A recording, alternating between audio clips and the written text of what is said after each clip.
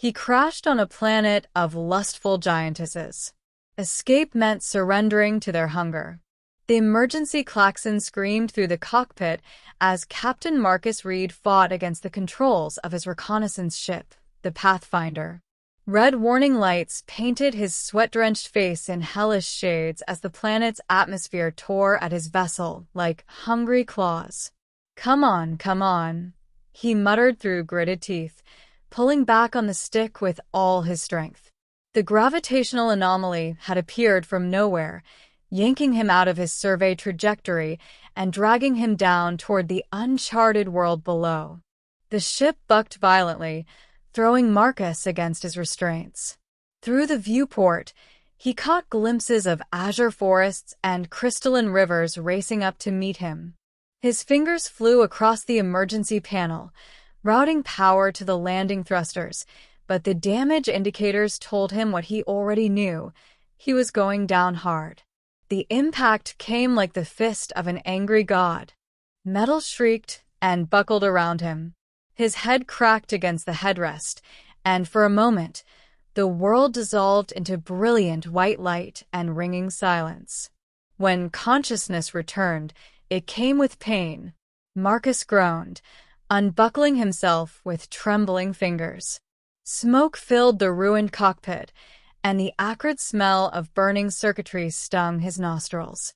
He grabbed his survival pack and emergency beacon, stumbling through the sparking remains of his ship into the alien jungle beyond. The air hit him like a wall of humidity and unfamiliar scents, sweet and intoxicating, almost narcotic in their intensity.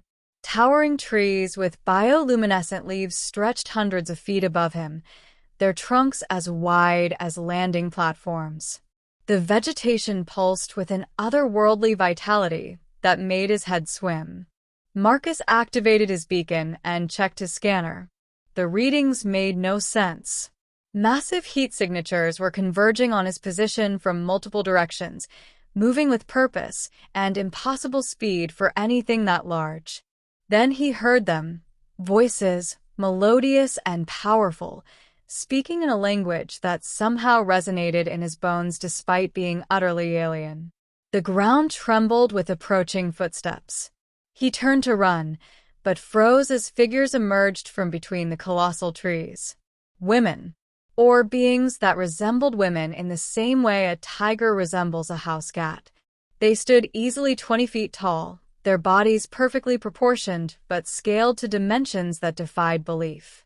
Their skin bore patterns of deep blue and violet that seemed to shift and shimmer in the dappled light. They wore minimal armor fashioned from organic materials, and each carried weapons that looked both primitive and lethally efficient. But it was their eyes that stopped Marcus's heart, luminous, intelligent, and filled with an intensity that went beyond mere curiosity. They looked at him the way a connoisseur might regard a rare delicacy.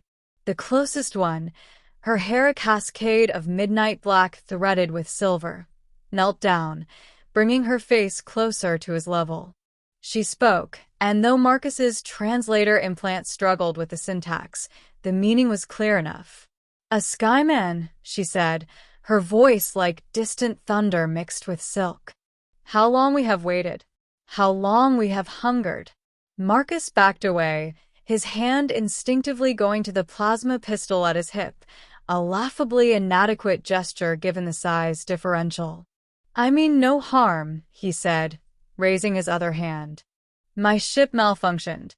I just need to repair it, and—" The giantess laughed, a sound that sent shivers down his spine. She reached out with fingers that could easily encircle his entire torso, but her touch was surprisingly gentle as she lifted his chin. "Your metal bird is broken beyond repair, little one. But perhaps that is fate's gift to us." The others circled closer, forming a ring around him.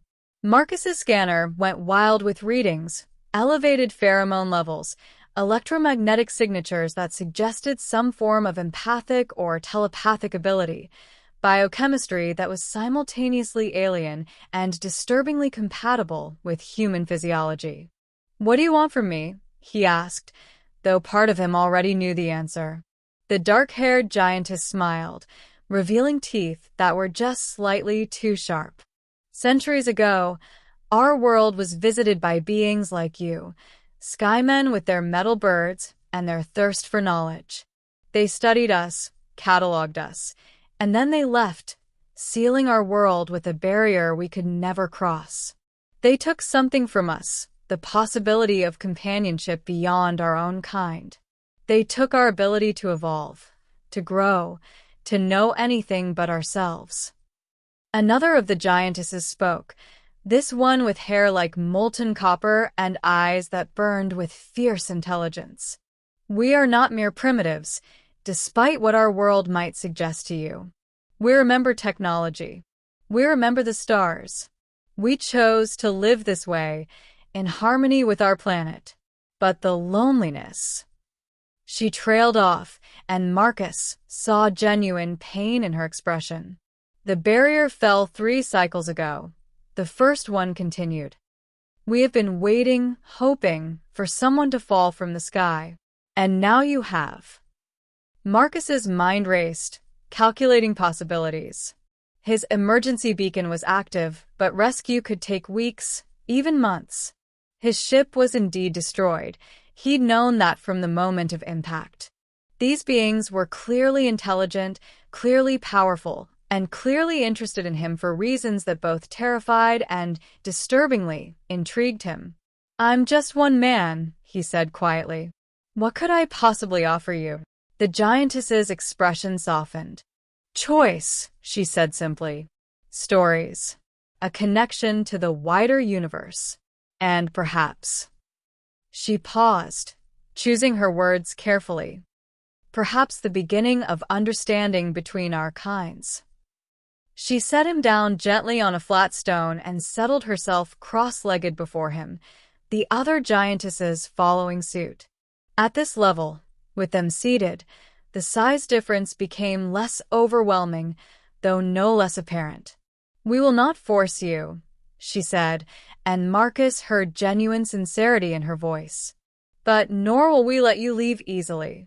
This is our world, and you are here now. Your ship cannot be repaired. Your beacon will call others eventually, but that could take many turnings of our world. Until then... She gestured at the jungle around them, at her companions. Until then, you could choose to know us.